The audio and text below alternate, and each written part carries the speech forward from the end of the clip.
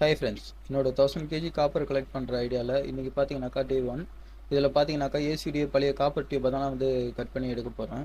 இதில் பார்த்தீங்கன்னாக்கா பிரேஸும் இருக்கும். பிரேஸுமே ரொம்ப ஹை வேல்யூ மெட்டல் தான். காப்பர் அளவுக்கு இல்லைனாலும் பிரேஸுமே உண்மையிலேயே ரொம்ப ஹை வேல்யூ மெட்டல். அதை வந்து நம்ம தனியாக சேர்த்து வச்சுக்கலாம். இப்போ பார்த்தீங்கன்னாக்கா காப்பர் வரைக்கும் நான் கட் பண்ணி எடுக்க போகிறேன். இது வந்து ஏசிடிஏ காப்பர் டியூப்பு. இது எதுக்காக கட் பண்ணி எடுக்கிறேனாக்கா, இது அப்படியே வச்சாக்கா நம்மளுக்கு வந்து ரொம்ப அதிகமாக இடம் பிடிக்கும். ஸோ அதிகமாக இடம் பிடிச்சிச்சுனாக்கா நம்மளால் அதிகமாக சேவ் பண்ணி வைக்க முடியாது. ஸோ அதனால் என்ன பண்ண போகிறோம்னா, இதை வந்து சின்ன சின்ன பீஸுங்களாக கட் பண்ணி வச்சுக்கிறேன். பெரிய பைப்புன்றதால வந்து இதை நம்ம கட் பண்ணி தான் வைக்கணும். ரொம்ப நம்மளால் ஃபோல்ட் பண்ண முடியாது. ஃபோல்ட் பண்ணாலுமே வந்து அந்த அளவுக்கு இடம் ஃபுல்லாக இதுவாகாது.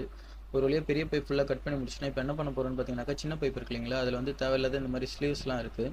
இந்த ஸ்லீவ் எல்லாத்தையுமே ரிமூவ் பண்ணிவிட்டு, இந்த சின்ன பைப் வந்து நான் கட் பண்ண போகிறதில்ல, அதை விட ஈஸியாக பெண்ட் பண்ணிக்கலாம். ஏன்னா சின்ன பைப் வந்து ரொம்ப ஈஸியாகவே பெண்ட் ஆகும், ரொம்ப ஷ்ரிங்க் ஆகும். ஸோ அதனால் வந்து நம்மளுக்கு சின்ன பைப் கட் பண்ணணுன்ற அவசியம் இல்லை. ஸோ அதனால் என்ன பண்ண போகிறோன்னா, இது எல்லாத்தையுமே இந்த மாதிரி வந்து பெண்ட் பண்ணி ஃபுல்லாக ஃபோல்ட் பண்ணி, இந்த பெரிய காப்பர் பைப் எந்த சைஸுக்கு கட் பண்ணியிருக்கணும் அதே சைஸ்க்கு வர அளவுக்கு வந்து எல்லாத்தையுமே ஃபோல்ட் பண்ணி வச்சுக்க போகிறேன். ஸோ ஃபைனலாக பார்த்தீங்கன்னாக்கா நம்மளுக்கு இந்த பெரிய பைப் எல்லாத்தையுமே கட் பண்ணியாச்சு. சின்ன பைப்பை பார்த்தீங்கன்னாக்கா ஃபோல்ட் பண்ணிக்கிட்டு இருக்கேன். இது ஃபோல்ட் பண்ணுறதுக்கு வந்து நம்மளுக்கு கட் பண்ணுறதுக்கு ஆகிற டைமோட கம்பேர் பண்ணி பார்த்தீங்கன்னாக்கா ரொம்ப டைம் வந்து நம்மளுக்கு சேவிங் ஆகும். அதனால தான் நான் வந்து இந்த மாதிரி இந்த சின்ன பைப்பை மட்டும் எப்பயுமே ஃபோல்ட் பண்ணி எடுத்துப்பேன். ஸோ ஃபைனலாக சின்ன பைப்பையுமே ஃபோல்ட் பண்ணியாச்சு. இப்போ இந்த பைப்பை ஃபோல்ட் பண்ணி கட் பண்ணி எடுத்த பிறகு ஃபைனலாக நம்மளுக்கு எவ்வளோ காப்பர் சேர்ந்துருக்கு ஒரு ஏசியோடைய காப்பர் லைன்லேருந்து அப்படின்னு பார்த்தீங்கன்னாக்கா, கிட்டத்தட்ட வந்து 650 கிராம்ஸ் கிட்ட நம்மளுக்கு வந்து இதிலேருந்து காப்பர் கிடச்சிருக்கு. 630. ஸோ இந்த வெயிட்டுக்கு பார்த்தீங்கன்னாக்கா 630 ருபீஸ் வந்து நம்மளுக்கு நார்மலாக ஸ்கிராப் யார்டில் போட்டாலே நம்மளுக்கு கிடச்சிரும்.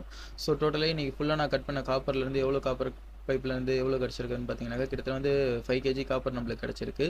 அது இல்லாமல் இன்னும் ஒரு 300 கிராம்ஸ் காப்பரும் நம்மளுக்கு கிடச்சிருக்கு. ஸோ டோட்டலாக டே 1ல் பார்த்தீங்கன்னாக்கா 505 கேஜி அண்ட் 300 கிராம்ஸ் காப்பர் வந்து நம்மளுக்கு கிடச்சிருக்கு.